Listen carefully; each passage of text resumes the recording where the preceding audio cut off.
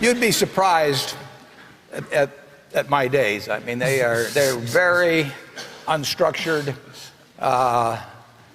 no meetings, none. I mean, I don't like meetings, and I read a lot. I wish I were a faster reader. I'd get more done. But I do read a lot, and I'm on the phone a moderate amount. Our businesses run themselves basically out there. My job is allocating capital, and that's what I'm thinking about.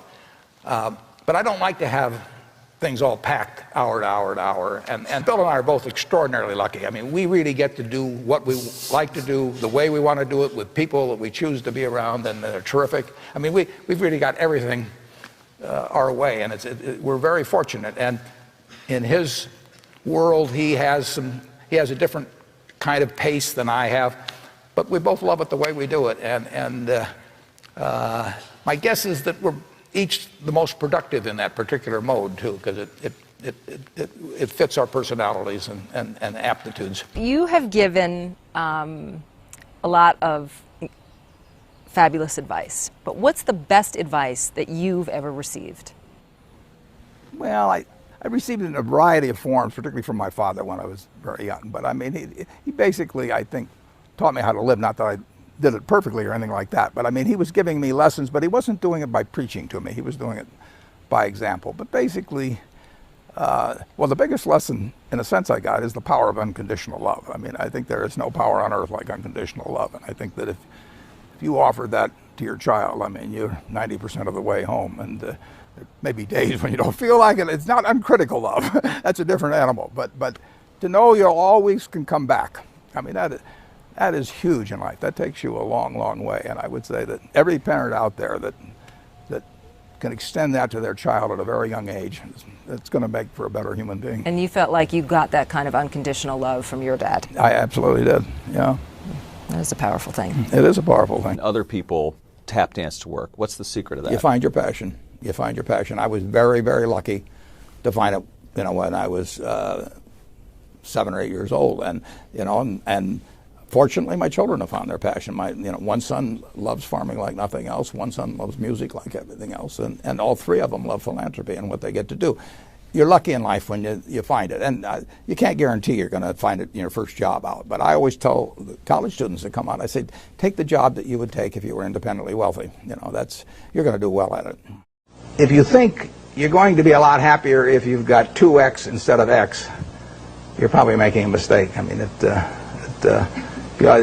you ought to find something you like that works with that, and you'll get in trouble if you think that making 10X or 20X is the answer to everything in life, because then you will do things like borrow money when you shouldn't, or maybe cut corners on things that your employer wants you to cut corners on. Or it just doesn't make any sense. You won't like it when you look back on it. 3 things in hiring people: look for integrity, intelligence, and energy. And he said if the person didn't have the first 2, that the latter 2 would kill them. Because if they don't have integrity, you want them dumb and lazy. You don't want them smart and energetic.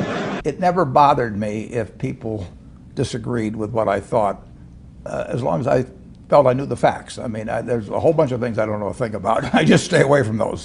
So I stay within what I call my circle of competence.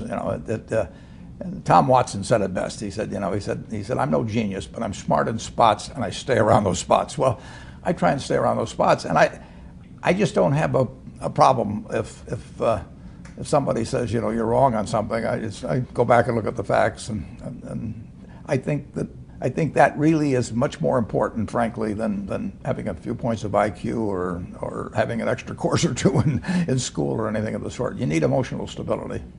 I just read and read and read. I probably read 5 to 6 hours a day. I don't read as fast now as when I was younger, but I read 5 daily newspapers. I read a fair number of magazines. I read 10Ks. I read annual reports, and I read a lot of other things too. So I've always enjoyed reading. I love reading biographies. Famous lesson about a margin of safety, that you don't drive a truck that weighs 9,900 pounds across a bridge that says limit 10,000 pounds, because you can't be that sure about it. If you see something like that, you go down a little further down the road and you find one that says limit 20,000 pounds, and that's the one you drive across. What kills great businesses, if you look at, I do believe in looking at history, and I try to I like to study failure, actually. And my partner says, all I want to know is where I'll die, so I'll never go there. And we want to see what has caused businesses to go bad. And the biggest thing that kills them is complacency. I mean, you want a restlessness, a feeling that, you know, that somebody's always after you, but you're going to stay ahead of them. You always want to be on the move. And when you've got a great business, you know, like Coca-Cola, which is, there aren't any like Coca-Cola, but you really, the danger would always be that you rest on your laurels. But I see none of that, obviously, at Coca-Cola. But that is the key, to compete the same way when you've got 1.8 billion servings being sold daily as when you were selling, you know, 10 a day. And that restlessness, that belief that tomorrow is more exciting than today, you know, you just have to have it permeate the organization. Who was Ben Graham? He was your primary mentor, model? He was a wonderful man, and he was my professor at Columbia. I read his book when I was 19 at the University of Nebraska, and I'd started investing when I was 11, and I started reading about it when I was like 7. So I'd gone through I read every book in the Omaha Public Library that there was on, by the time I was 12, on investing and stock market.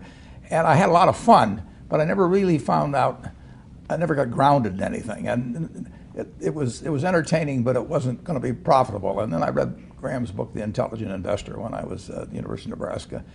And that just opened the whole thing up to me. Yeah, and I named my oldest son is named Howard after my dad, Graham Buffett, and he was a marvelous man. Never expected anything from me in return. Ben Graham, in his low teens, looked around and he looked at the people he admired, and he said, you know, I want to be admired, so why don't I just behave like them? And he found there was nothing impossible about behaving like them.